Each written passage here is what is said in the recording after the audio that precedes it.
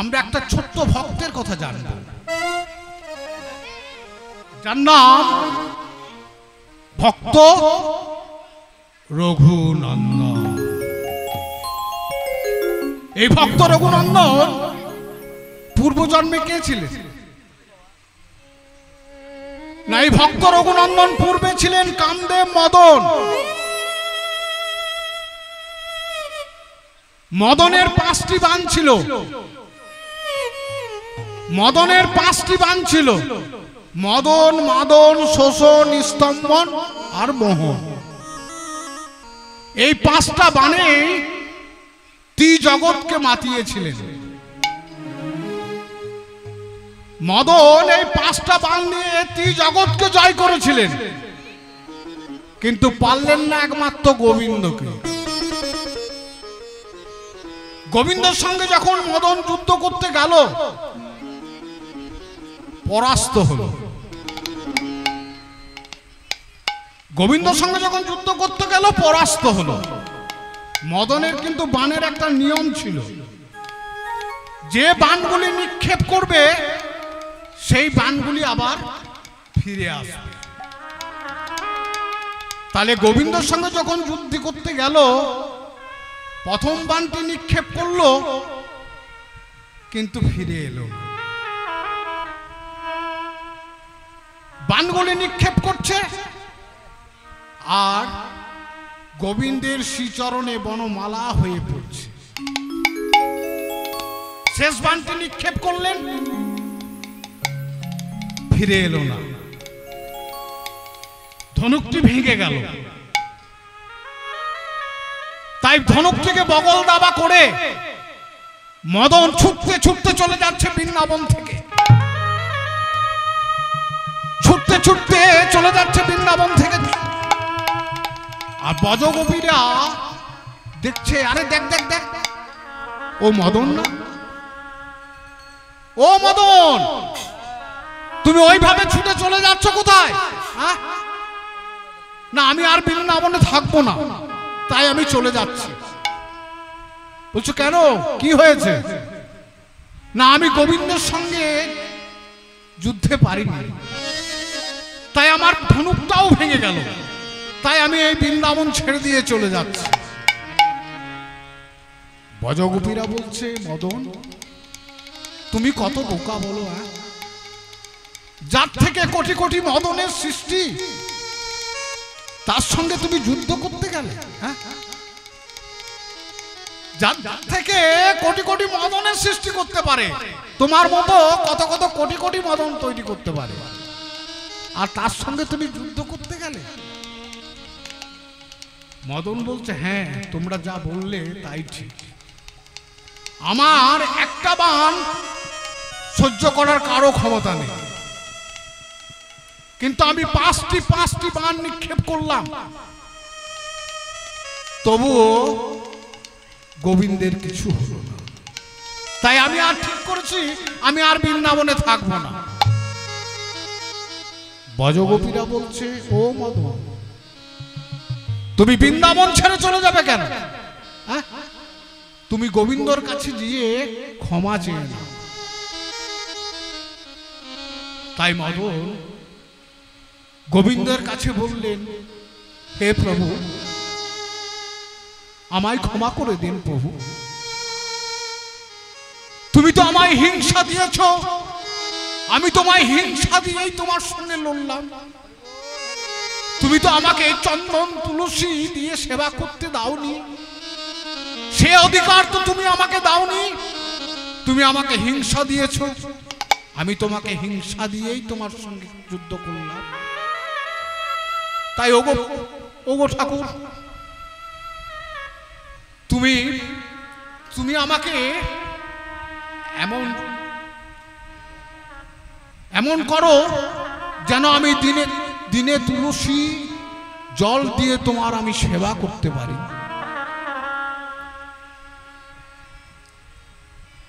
গোবিন্দ বললে, মদন, তবে এই যুগে তো সম্ভব নয়, আগামী জন্মে তুমি এক ভক্ত হয়ে জন্মগ্রহণ করবে। তোমার নাম হবে ভক্ত রঘুনন্দন। তাহলে আজকের আস্বাদনের বিষয় ভক্ত রঘুনন্দন। এদিকে মহাপ্রভু আমার সুরধনী গঙ্গার তীরে সংকীর্তনে মেতে আছে। সুরধনী গঙ্গার তীরে সংকীর্তন করছে। আর এদিকে শিখণ্ড গ্রাম থেকে নরহরি সরকার আর মুকুন্দ সরকার তারা দু ভাই যুক্তি করেছে যে আমরা আর সংসারে থাকবো না, আমরা আর সংসারে থাকবো না, আমরা নবদ্বীপে চলে যাব। নবদ্বীপে গিয়ে গৌর সুন্দরের সঙ্গে হরিনাম সংকীর্তন করব। তাহলে দু ভাই যুক্তি করেছে শিখণ্ড গ্রাম থেকে, আমরা সংসারে থাকবো না, তাই সংসার ছেড়ে দিয়ে শিখণ্ড গ্রামে এসে হাজির। শিখণ্ড গ্রাম থেকে নবদ্বীপে এসে হাজির।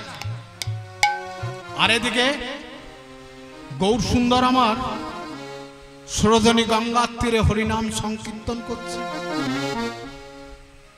কিবা সুরধনী তীরে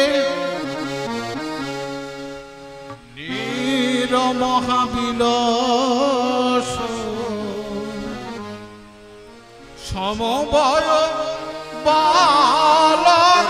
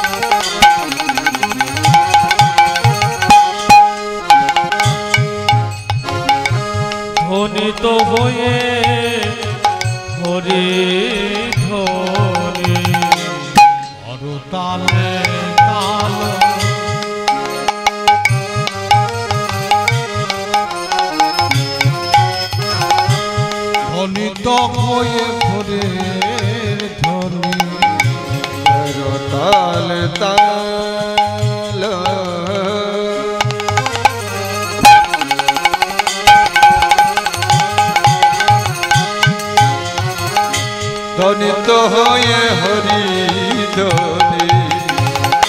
ওই তো আমার গোরা নাচে, ওই তো আমার গোরা নাচে, ওই আমার গোরা, ওই তো আমার গোরা নাচে, ওই আমার গোরা, ওই তো আমার গোরা নাচে। দ্বন্দ্ব বাহু তুলে ওই তো আমার গোরা, দুটি হ্যাঁ দণ্ড বাহু তুলে ওই তো আমার গোরা।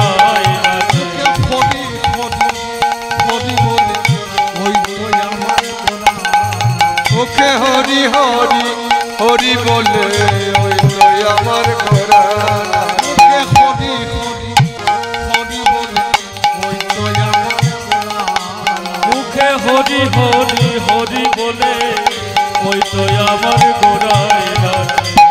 তাহলে এই দুই ভাই এসেছে গৌর সুন্দরের নিত্য দর্শন করছে। বড় ভাই ছোট ভাই, ভাই দেখ দেখ দেখ গৌর সুন্দর কিভাবে নৃত্য করছে দেখ।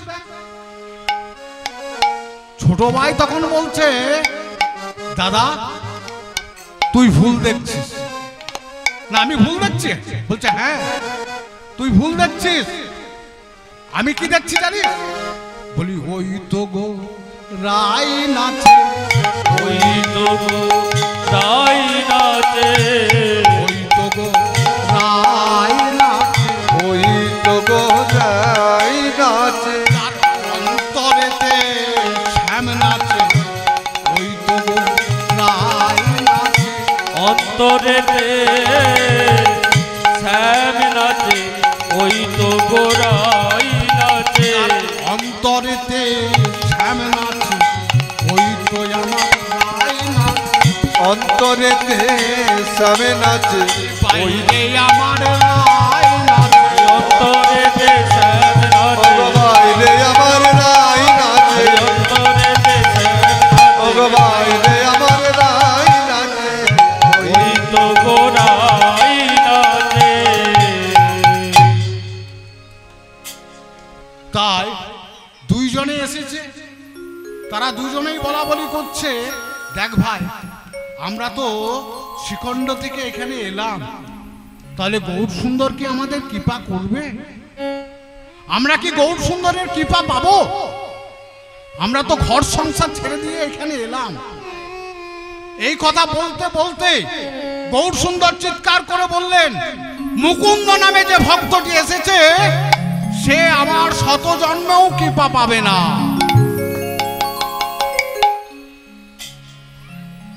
মুকুন্দ নামে যে ভক্তটি এসেছে সে শত জন্মেও আমার কৃপা পাবে না। দেখো এরা দু ভাই ঘর সংসার ছেড়ে দিয়ে গৌর সুন্দরের কাছে হরিনাম করব বলে চলে এসেছে। এবারে মহাপ্রভুই যদি এই কথা বলে তাহলে আমরা হলে কি করতাম বলুন? রেগে যেতাম।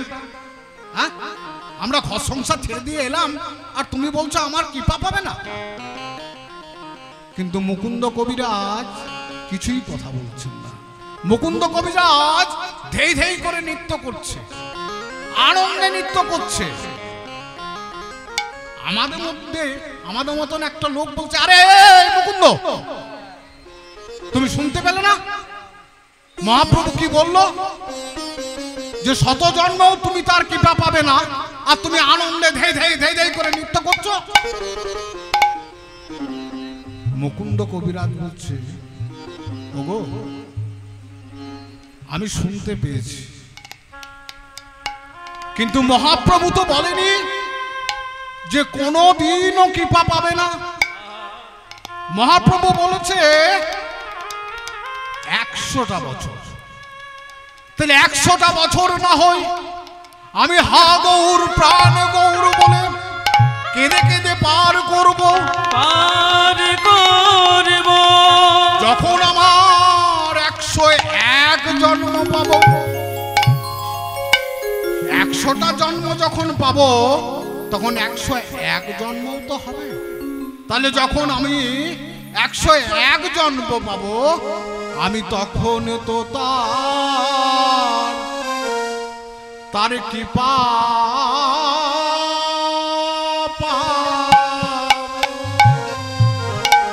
ওগো তখন তো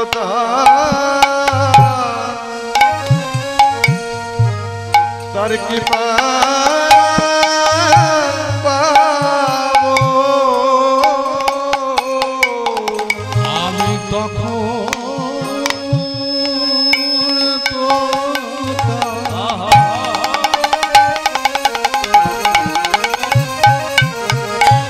তার কৃপা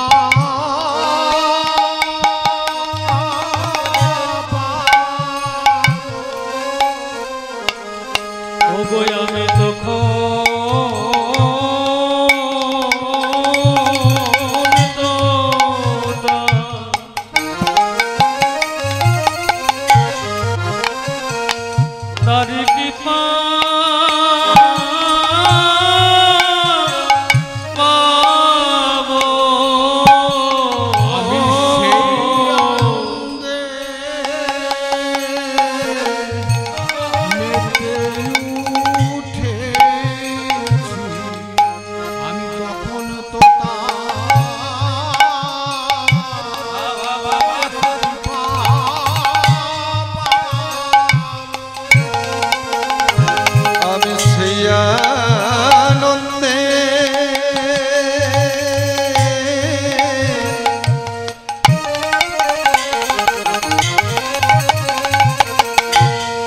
উঠতে উঠেছি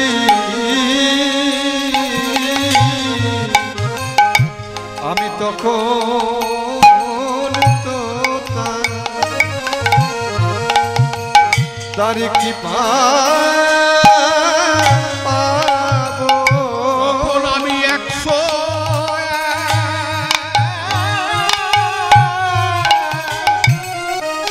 জন্ম পাবো।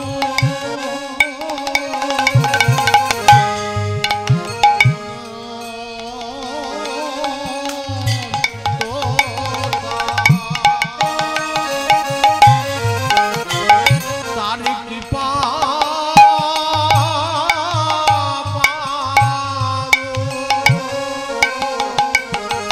যখন আমি 101 নম্বর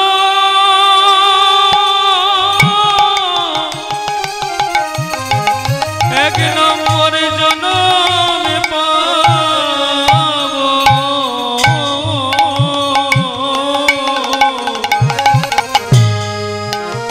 ওগো আমি তখন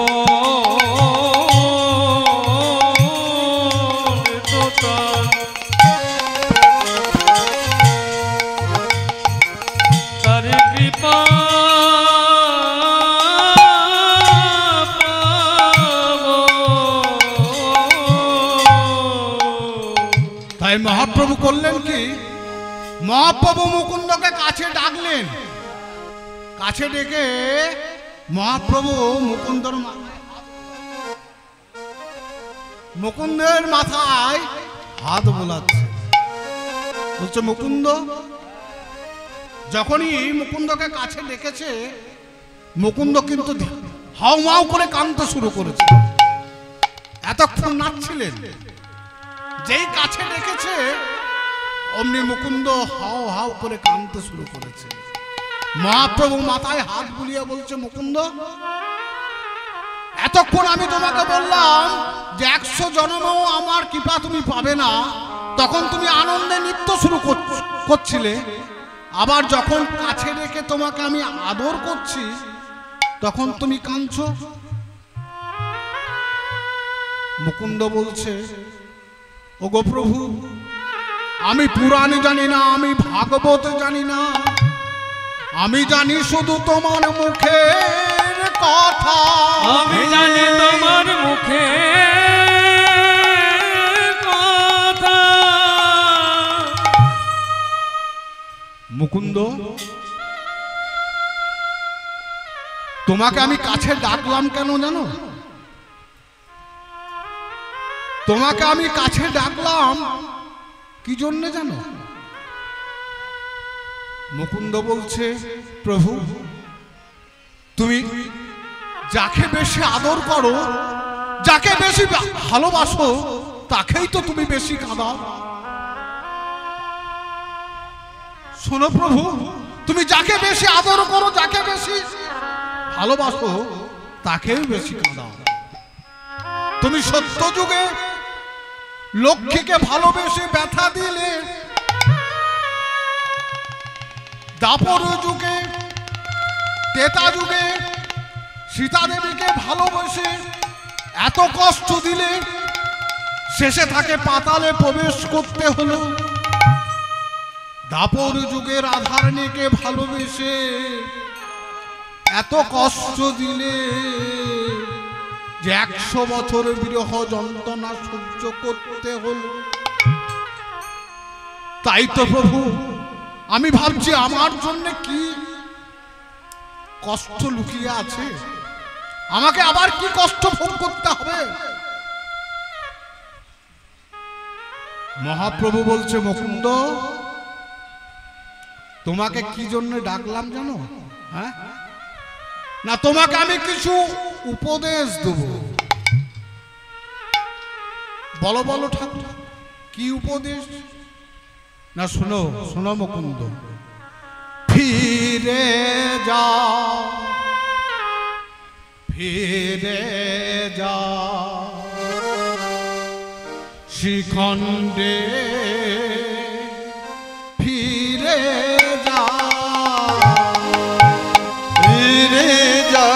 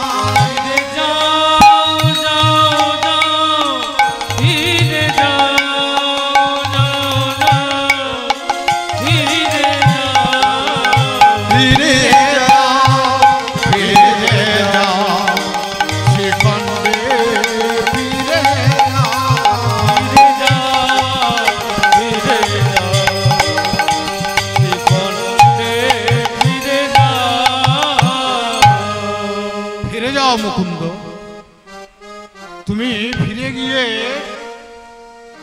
তোমার কবিরাজি, তুমি আবার কবিরাজি শুরু করো। সবারই সেবা করলে ভগবানকে পাওয়া যায়।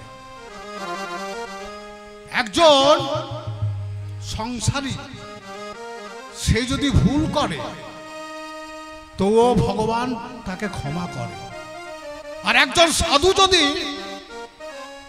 ভুল করে তাহলে তার ক্ষমা হয় না।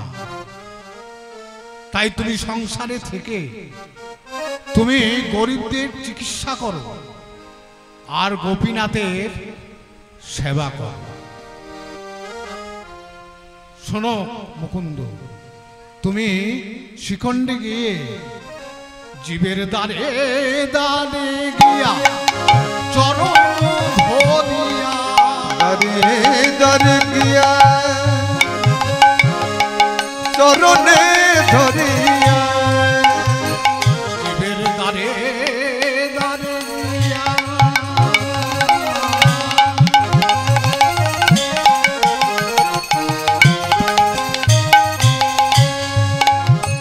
জীবের চরণ ধরিয়া, জীবের দ্বারে দ্বারে গিয়া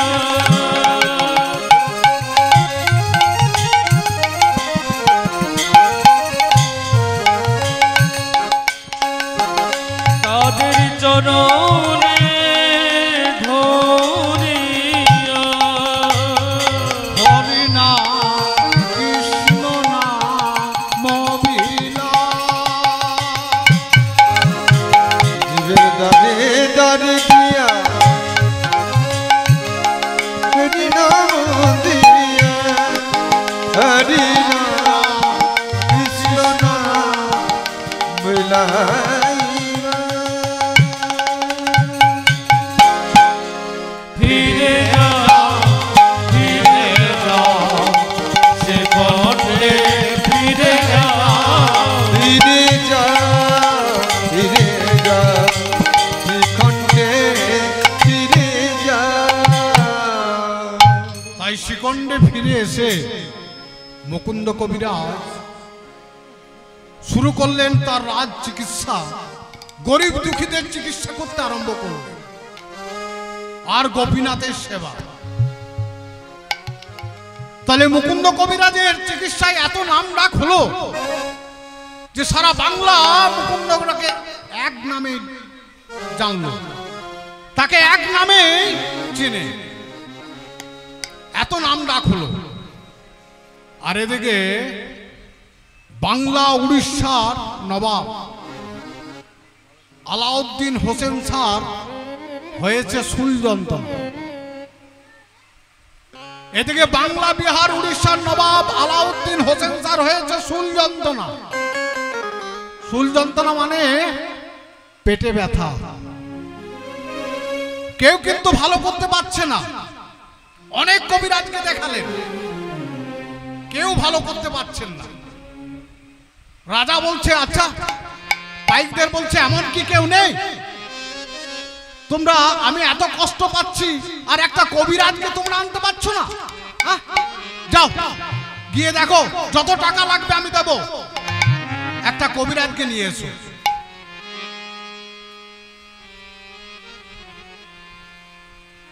যত টাকা লাগবে আমি দেব, একটা কবিরাজকে নিয়ে এসো। পাইকরা বলছে কত কবিরাজ নিয়ে এলাম, কিন্তু আপনার কেউ তো রোগ ধরতে পারছেন না। একজন বলছে ও রাজা, একজন আছে, কিন্তু সে কিন্তু সবার থেকে আলাদা। সে আবার গরিব দুঃখী ছাড়া আর কারো চিকিৎসা করে না। তাহলে আপনাকে যদি চিকিৎসা করাতে যেতেই হয়, তাহলে আপনাকে একটা ফকির সাজতে হবে, না হলে একটা ভিখারি সাজতে হবে, তবেই সেই আপনার চিকিৎসা করবে। রাজা বলল ঠিক আছে, রোগ যখন আমার হয়েছে তখন আমাকে যেতেই হবে। তাই রাজা একটা ফকিরের বেশ ধরে মালদা থেকে পায়ে হেঁটে চলেছেন শ্রীখণ্ড গ্রামে। পায়ে হেঁটে চলেছেন, পাইকরা চলে যাচ্ছে, সঙ্গে সঙ্গে যাচ্ছে। শ্রীখণ্ড গ্রামে এসে বলছে, আচ্ছা এখানে মুকুন্দ কবিরাজের বাড়িটা কোনটা গো? একজন বলছে, ও মুকুন্দ কবিরাজের বাড়ি যাবে? হ্যাঁ, এইদিকে সোজা চলে যাও। সোজা গিয়ে যে ঘরটাতে দেখবে ঠাকুরের নাম শোনা যাচ্ছে, সেই ঘরটাই হচ্ছে মুকুন্দ কবিরাজের। তাই রাজা সেই মুকুন্দ কবিরাজের বাড়ির সামনে এসে হাজির। আর এদিকে মুকুন্দ কবিরাজ আপন গোপীনাথকে সেবা করাচ্ছে। গোপীনাথের সামনে দাঁড়িয়ে গোপীনাথকে সাজাচ্ছে। আর এদিকে রাজা বলছে, আচ্ছা এটাই কি গোপীনাথ মুকুন্দ কবিরাজের বাড়ি? বলল, হ্যাঁ, যে ওই নাম শুন করছে সেই হচ্ছে মুকুন্দ কবিরাজ। আপনি গিয়ে লাইনে দাঁড়ান। তাই মুকুন্দ কবিরাজ লাইনে দাঁড়িয়ে আছে।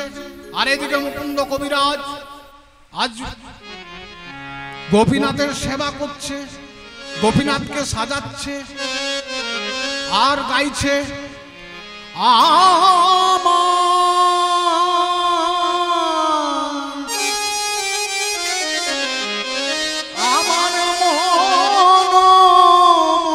মন্দিরে মদন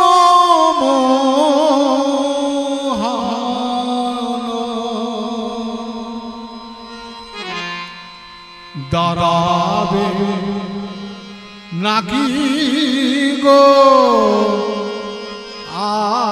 আসিয়া?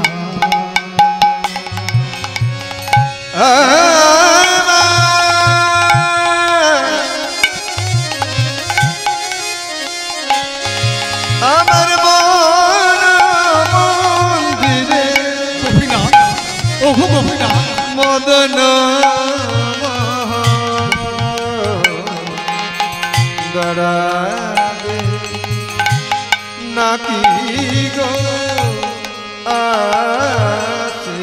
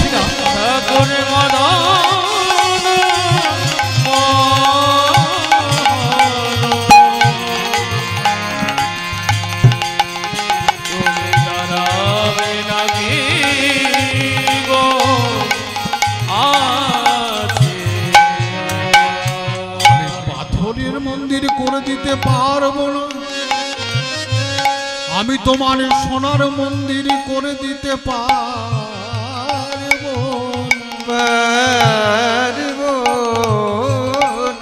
তবে আমি তোমায় মন্দির করে দেবো। কেমন জানো গোপীনাথ, আমার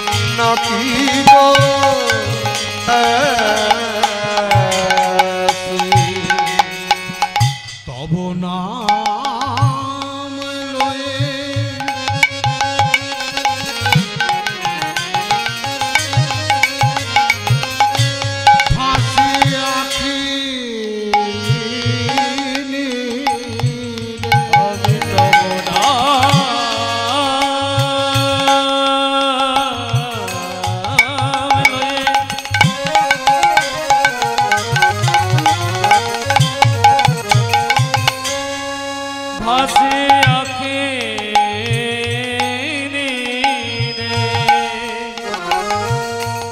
তব নাম লয়ে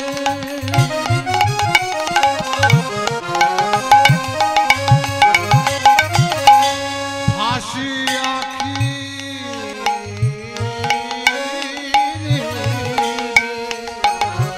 ওগো তব নাম লয়ে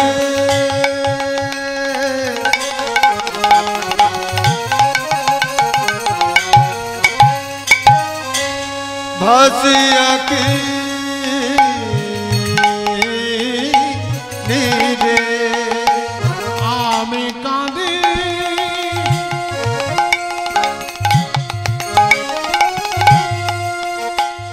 আমি কাঁদি কেউ জানে না আমি কাঁদি আমি কাঁদি কেউ জানে না আমি কাঁদি কেউ জানে না আমি কাঁদি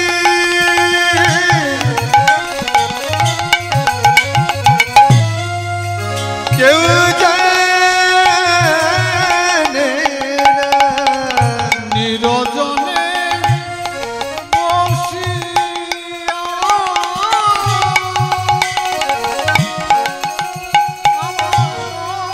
মন মন্দিরে মদন দাঁড়াবে নাতি গো নাতি। আমার মন মন্দিরে আমার মন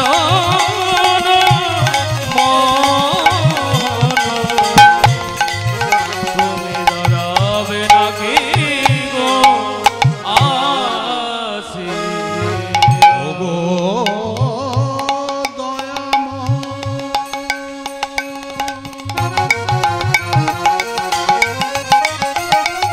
পতিত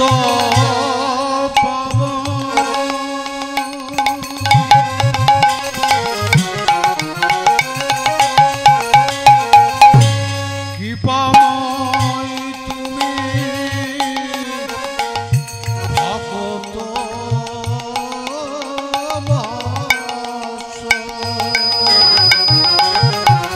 ওগো দয়া মহায় তুমি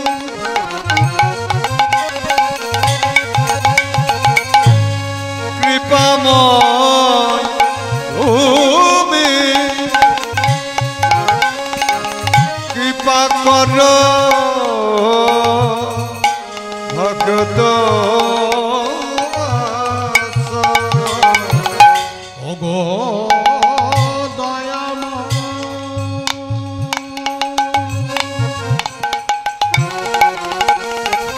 পতিত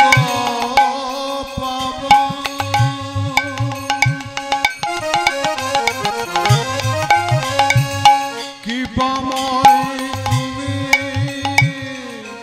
ভগত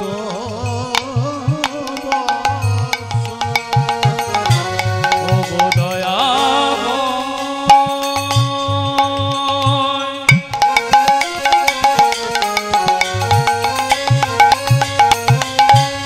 পতিত পাব কৃপাময়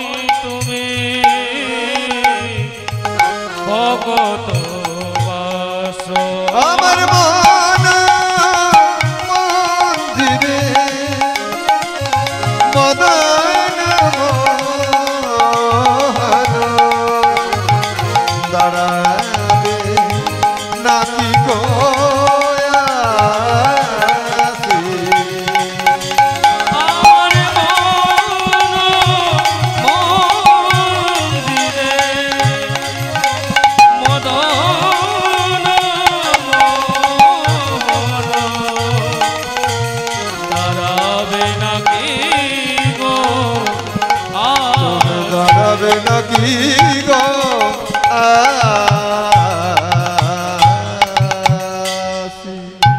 রাজা বলছে আবা বাবা বাবা, এত সুন্দর কণ্ঠ, হ্যাঁ? এখানে এসেই তো আমার অর্ধেক রোগ সেরে গেল। যেই মুকুন্দ কবিরাজ বেরিয়েছে, রাজা বলছে আচ্ছা আচ্ছা আচ্ছা, আমার চিকিৎসা হবে তো? আমি খুব গরিব, আমি পয়সা দিতে পারবো না। মুকুন্দ কবিরাজ বলছে তোমার নাম কি? আমার নাম হচ্ছে হোসেন শাহ। বলছে হোসেন শাহ, ঠিক আছে ঠিক আছে, শোনো তুমি জামাটা খুলে ওই বারান্দায় গড়াগড়ি দাও। রাজা মনে মনে চিন্তা করছে আমি রাজা, হ্যাঁ, আর তুমি আমাকে জামা খুলে গড়াগড়ি দিতে বলছো? ঠিক আছে, আমার রোগ হয়েছে, আমি না হয় গড়াগড়ি দিচ্ছি, কিন্তু যদি আমার রোগ না সারে তাহলে আমি তোমাকেও গড়াগড়ি দিয়ে আসবো। রাজা কিন্তু মনে মনে বলছে। তাই জামাটা খুলে যেই বাড়ির বারান্দায় গড়াগড়ি দিয়েছে, অমনি কিন্তু রাজার সব রোগ ভালো হয়ে গেছে, সব রোগ ভালো হয়ে গেছে। রাজা বলছে মনে মনে ভাবছে আচ্ছা বারান্দায় ওষুধ দিয়ে আছে নাকি, হ্যাঁ, শোয়া মাত্রই আমার রোগ সেরে গেল। সত্যি তো, এটা হচ্ছে অপ্রাকৃত বৃন্দাবন। এই বারান্দায় কি কত কত সাধু বৈষ্ণবের পদধূলি পড়ে আছে, তাদের চরণামৃত আছে। রূপ সনাতন কত কত ভক্ত এসেছে এখানে, তাদের চরণধূলিতে এই বারান্দাটা হয়ে গেছে বৃন্দাবন। তাই রাজা বেরিয়ে এসে বলছে কই, এসো এসো এসো, সাঞ্জল লাভ, অকাল মৃত্যু হরণং সর্ববেদী বিনাশনম। তাই রাজাকে স্নান জল খাইয়ে দিলেন। যেই স্নান জল খাইয়ে দিয়েছে, রাজার কিন্তু সব রোগ দূরে গেল। রাজা মনে মনে চিন্তা করছে, হ্যাঁ, এমন কবিরাজকে তো গায়ে রাখা যায় না, এ তো বড় মাপের কবিরাজ। তাই কবিরাজকে বলছে ও কবিরাজ, তুমি আমার সঙ্গে চলো মালদা। মুকুন্দ কবিরাজ বলছে আরে বাবা তুমি কে, হ্যাঁ, তোমার নিজের থাকার জায়গা নেই, আবার তুমি আমাকে বলছো নিয়ে যাব। রাজা মনে মনে চিন্তা করছেন এখন আর পরিচয় গোপন করে লাভ নেই। তাই বললেন শোনো কবিরাজ, আমি হচ্ছি বাংলা বিহার উড়িষ্যার নবাব আলাউদ্দিন হোসেন শাহ। যেই বলেছেন আলাউদ্দিন হোসেন শাহ, মুকুন্দ কবিরাজ বললেন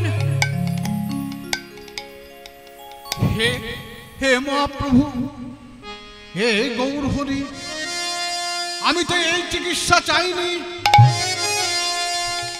আমি তো কোনো জমিদারের চিকিৎসা চাইনি।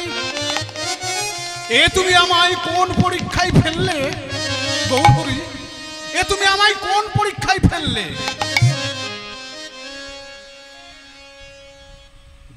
গৌর হরি মহাপ্রভুকে বললেন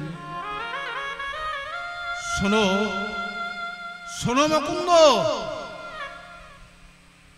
তুমি রাজার ইচ্ছায় যেছো যাও, আবার রাজার ইচ্ছায় একদিন তুমি ফিরে আসবে। তাই মুকুন্দ কবিরাজ ওই রাজার সঙ্গে মালদহ যাচ্ছেন, মহাপ্রভুর আদেশ পেলেন। তাই মুকুন্দ কবিরাজকে তিনটে শর্ত দিলেন। মুকুন্দ কবিরাজ তিনটে শর্ত দিলেন রাজাকে, বললেন শোনো রাজা, আমি তোমার সঙ্গে যাব, কিন্তু আমাকে রাজপ্রাসাদে বসাতে পারবে না, আমাকে একটা কুটির করে দিতে হবে, আর তোমার চিকিৎসার সঙ্গে সঙ্গে আমি যেন গরিব দুঃখীদের চিকিৎসা করতে পাই, আর আমাকে একটা ছোট্ট গোপীনাথের মন্দির করে দিতে হবে। আমি কিন্তু তোমার রাজপ্রাসাদে বাস করব না। রাজা বলল ঠিক আছে, ঠিক আছে কবিরাজ, তাই হবে। তাই রাজা মুকুন্দকে নিয়ে এলো মাওলায়, এসে কুটির করে দিল এবং গোপীনাথের সেবার মন্দির করে দিল। রাজার সাথে সাথে গরিবদের চিকিৎসাও করে। এইভাবে অনেক দিন কেটে গেল, এইভাবে অনেক দিন কেটে গেল। একদিন রাজা মনে মনে চিন্তা করছে, যাই একবার গিয়ে দেখে আসি কবিরাজ কিভাবে গোপীনাথের সেবা করছে, অনেক দিন তো দেখি নাই, একবার দেখে আসি।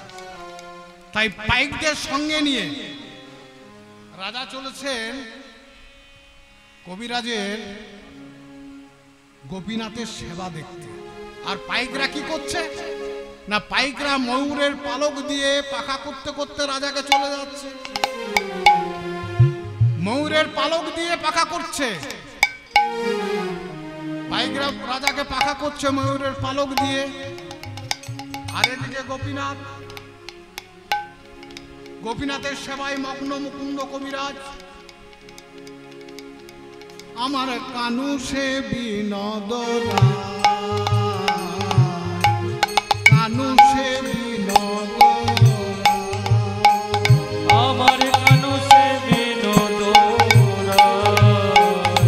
আমার কানু সে বিনোদ, আমার কানু সে বিনোদ, কানু সে বিনোদ, আমার কানু সে বিনোদ কানু সে বিনোদ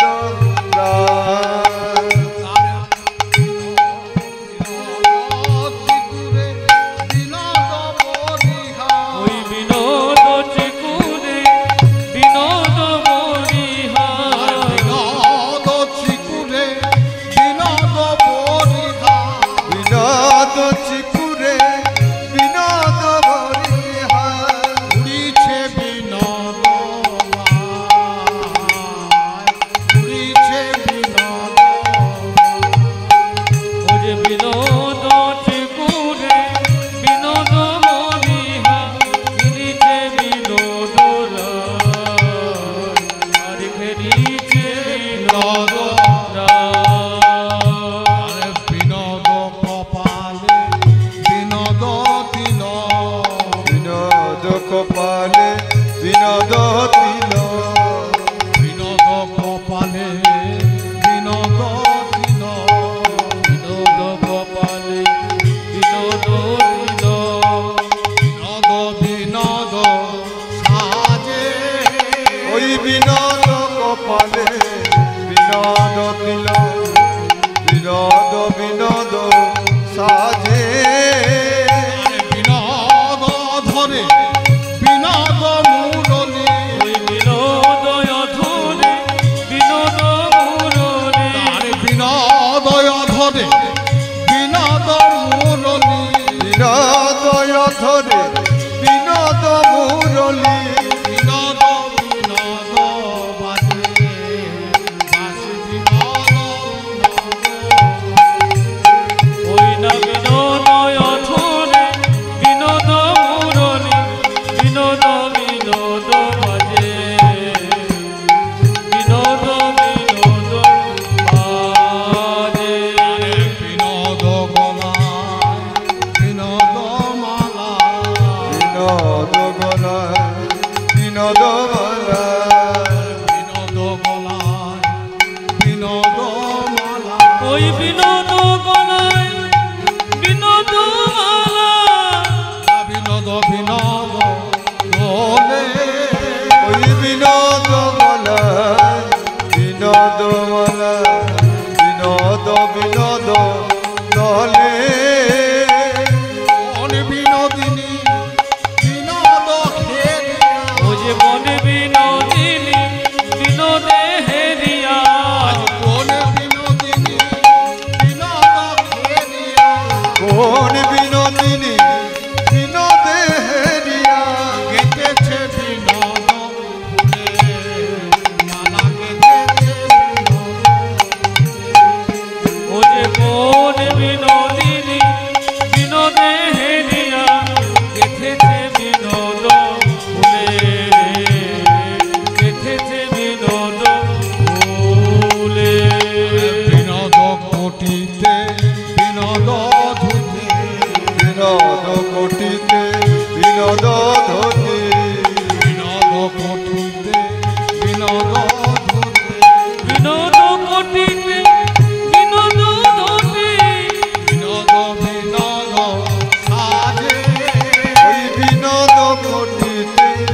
বিনোদ ধরতে বিনোদ বিনোদ সাজে বিনোদ চরণে বিনোদ নূপুর বিনোদ চরণে বিনোদ নূপুর বিনোদ চরণে বিনোদ নূপুর বিনোদ চরণে বিনোদ নূপুর বিনোদ বিনোদ বাজে নূপুর বিনোদ বিনোদ বাজে ওই না বিনোদ চরণে বিনোদ নূপুর বিনোদ বিনোদ বাজে বিনোদ বিনোদ বাজে কহে যদুনাথ বিনোদ নাগর কহে যদুনাথ বিনোদ নাগর কহে যদুনাথ বিনোদ নাগর হে যদুনাথ বিনোদ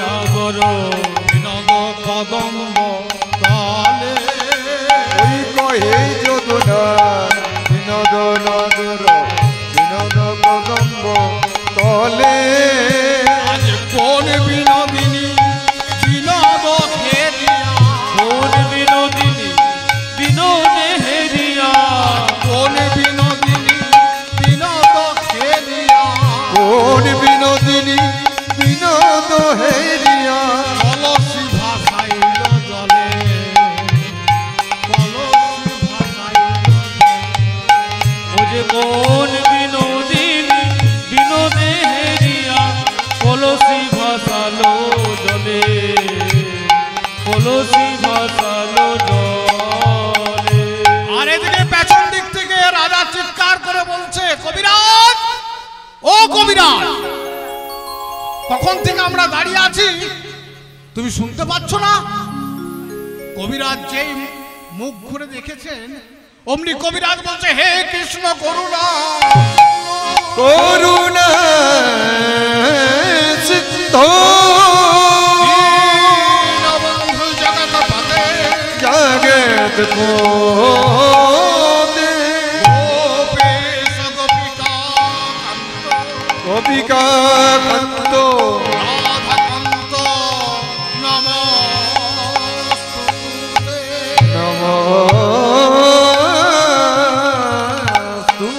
নমস্তুতে রাজা যেই দেখেছেন আর কবিরাজের সেই ময়ূরের পাখার দিকে নজর গেছে রাজাকে পাখা করছিল ময়ূরের পালক দিয়ে তাহলে কৃষ্ণের চূড়াতে থাকে ময়ূরের পালক সেই থেকে রাজা মূর্ছা গিয়ে পড়লেন রাজা মূর্ছা গেলেন পাইকরা তাড়াতাড়ি গিয়ে রাজাকে জল দিয়ে রাজার জ্ঞান ফেরাচ্ছে পাইকরা তাড়াতাড়ি সাত তাড়াতাড়ি গিয়ে রাজাকে জল দিয়ে জ্ঞান ফেরাচ্ছেন জ্ঞান ফিরেই বলছে কবিরাজ বলছে রাজা আমি আপনার কাছে একটা রোগ পুষেছিলাম কারণ আমি তো সকলের রোগ সারি কিন্তু আমার নিজস্ব একটা রোগ আছে সেই রোগটা হচ্ছে মূর্ছা যাওয়া রোগ রাজা বলছে শোনো কবিরাজ আমার রাজ্যে বাস করে কেউ যদি মিথ্যা কথা বলে তাহলে আমি তার জীবটা ছেদন করে নিই কিন্তু শোনো কবিরাজ আমি তোমাকে তা করব না কারণ তুমি আমাকে প্রাণে বাঁচিয়েছো তোমাকে আমি করব না কারণ কবিরাজ আমি তো বাংলা জানি তুমি কি গান গাইছিলে কোন তালে গাইছিলে কোন ছন্দে গাইছিলে সকল আমার কিছু দরকার নেই কিন্তু আমি তো বাংলা ভাষাগুলো ভালো করে জানি দেখো কবিরাজ আমার পাইকরা ময়ূরের পালক দিয়ে আমাকে পাখা করছিল আর তোমার গোপীনাথের চূড়াই থাকে ময়ূরের পালক সেই দেখে তুমি মূর্ছা গেলে তোমার মূর্ছা যাওয়া রোগ নয় জানো কবিরাজ কবিরাজ বলছে, রাজা আপনি বুঝলেন কিভাবে? হ্যাঁ, আমি তো 5 জনের কথা বুঝি বলেই তো রাজা হয়েছে। শোনো কবিরাজ, তোমার মূর্ছা যাওয়া রোগ নয়। মূর্ছা রোগী মূর্ছা যাওয়ার সময় কেউ কৃষ্ণ নাম বলে উচ্চারণ করতে পারে না। তো তুমি তো কৃষ্ণ বলে মূর্ছা গেলে, তাহলে তোমার মূর্ছা যাওয়া রোগ নয়। তোমার রোগ কি জানো? তোমার রোগ হচ্ছে কৃষ্ণ অনুরাগের রোগ। তোমার রোগ হচ্ছে কৃষ্ণ অনুরাগের রোগ, মূর্ছা যাওয়া রোগ নয়। শোনো কবিরাজ, ভুল করেছে আমি ভুল করেছি। কারণ আরো 5টা চাকরের মতো আমি তোমাকে চাকর ভেবেছিলাম, কিন্তু তুমি তা নও।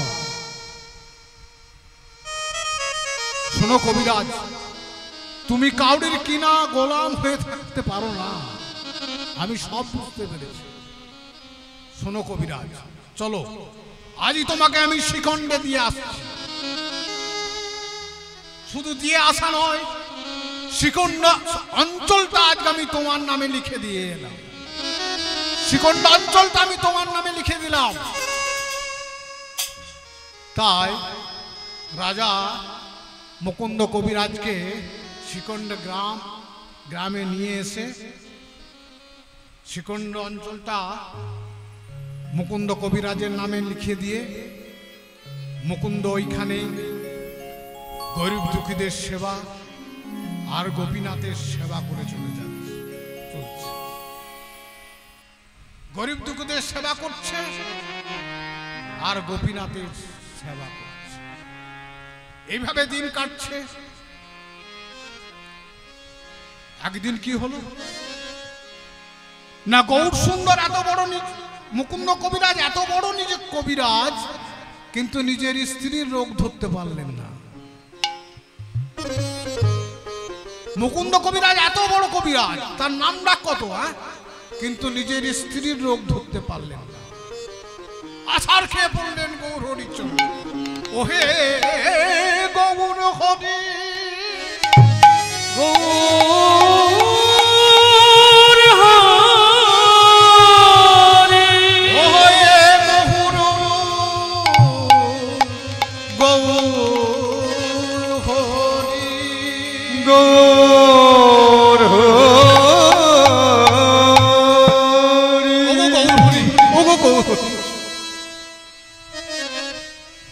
মুকুন্দ, তুমি এত বড় কবিরাজ হয়েও তুমি তোমার স্ত্রীর রোগ ধরতে পারলে না।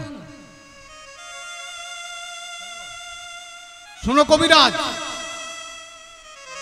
এই যে আমার চর্বিত তাম্বুল, আমার এই চর্বিত তাম্বুল নিয়ে যাও, গিয়ে তোমার স্ত্রীকে খাইয়ে দাও, তোমার স্ত্রীর সব রোগ সেরে যাবে। তাহলে চর্বিত তাম্বুল মানে কি? চর্বিত পান, তাম্বুল মানে পান। তাহলে মহাপ্রভুর চর্বিত পান নিয়ে এলেন, আর গৌর হরি চিৎকার করে বলছে, আরে দেখছো, আরে দেখো, আমার গৌর হরির মতো দয়াল কবিরাজ কে আছে? আমার গৌর হরির মতো এত বড় কবিরাজ কে আছে? আমার গৌর কেমন কবিরাজ জানো? করুণার সিন্ধু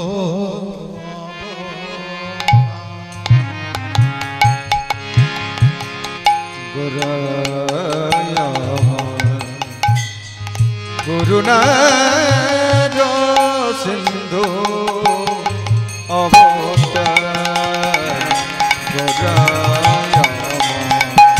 করুণার সিন্ধু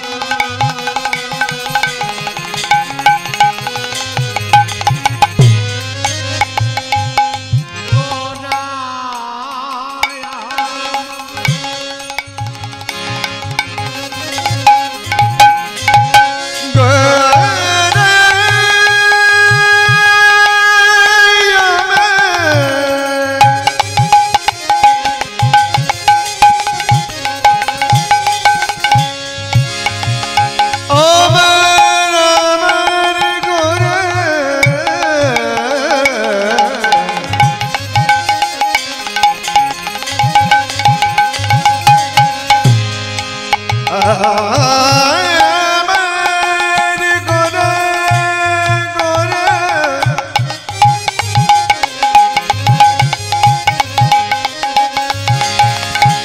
করুণার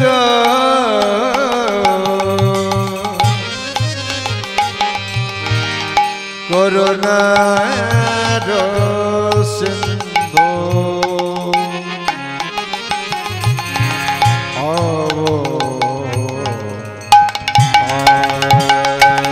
করুণার সিন্ধু অবতার করুণার সিন্ধু অবতার করুণার সিন্ধু করুণার করুণার সিন্ধু অবতার। তাহলে গৌর, এ গৌর সুন্দর তোমাকে কি দিয়েছে? 10 তলা বাড়ি না 10 বিঘা জমি? না গৌর সুন্দরকে অবতার অবতার বলছো? না গৌর সুন্দর কি দেয়নি গো? আমাদের দয়ার অবতার কি দেয়নি? নিরজনে বসিয়া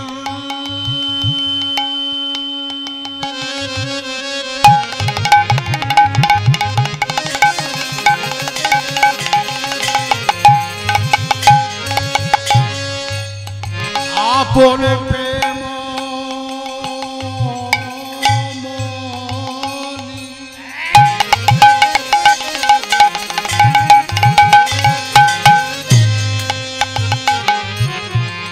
কে কোথায় আছো আতুল চণ্ডাল খুঁজে খুঁজে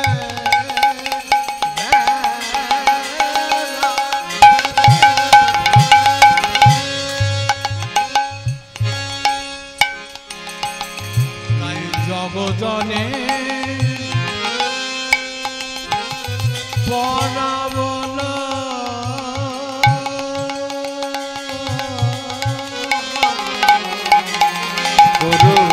করুণার সিন্ধু অবতার করুণার সিন্ধু অবতার করুণার সিন্ধু অবতার করুণার করুণার করুণার সিন্ধু অবতার। ও অলকা দেবী, মুকুন্দ কবিরাজের স্ত্রীর নাম ছিল অলকা দেবী। অলকা দেবী, এই নাও মহাপ্রভু একটা চর্বিত পান দিয়েছে, তুমি খেয়ে নাও, দেখবে তোমার সব অসুখ সেরে যাবে। তাই অলকা দেবীকে সেই চর্বিত পান দিলেন। অলকা দেবী ভক্ষণ করলেন, আর ভক্ষণ করা মাত্রই অলকা দেবীর সব রোগ সেরে গেল। সব রোগ সেরে গেল। আর কি হলো না, অলকা দেবী হলেন অন্তঃসত্ত্বা। অলকা দেবী গর্ভবতী হলেন। তাহলে আপনারাই বলুন, এই যে রঘুনন্দন কখন জন্মেছিলেন জানো? রঘুনাথ কখন জন্মগ্রহণ করেছিল?